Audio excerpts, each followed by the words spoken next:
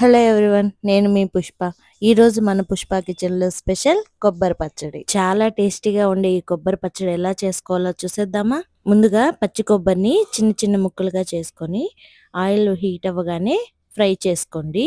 ఈ కొబ్బరి పచ్చడి ఇడ్లీలోకి, దోశలోకి, చపాతీలోకి, రైస్ లోకి దేనిలోకైనా సెట్ అయ్యే కాంబినేషన్ అండి. ఒక్కసారి ఈ స్టైల్లో చేసి చూడండి, మీకు ఫేవరెట్ అవుతుంది. సో ఇప్పుడు కొబ్బరి లైట్ గా ఫ్రై అయ్యాక ఆయిల్లో తగినన్ని చిల్లీస్ కూడా యాడ్ చేసుకోవాలి. సో మీ స్పైస్ లెవెల్ బట్టి మీరు చిల్లీస్ యాడ్ చేసుకోండి. నేను ఇక్కడ మీడియం గానే వేసాను. కొద్దిగా సాల్ట్ కూడా వేసుకొని ఫ్రై చేసుకోండి. అలాగే సన్నగా కట్ చేసి పెట్టుకున్న టమాటాస్ కూడా యాడ్ చేసుకోండి. సో టమాటాస్ బాగా మగ్గేంత వరకు ఫ్రై చేసుకోండి. అలాగే కొన్ని ఆనియన్స్ కూడా వేసుకొని ఫ్రై చేసుకోండి. ఇవి ఫ్రై అయ్యేలోపు చింతపండు తీసి నానబెట్టుకొని పెట్టుకోండి ఒక పక్క.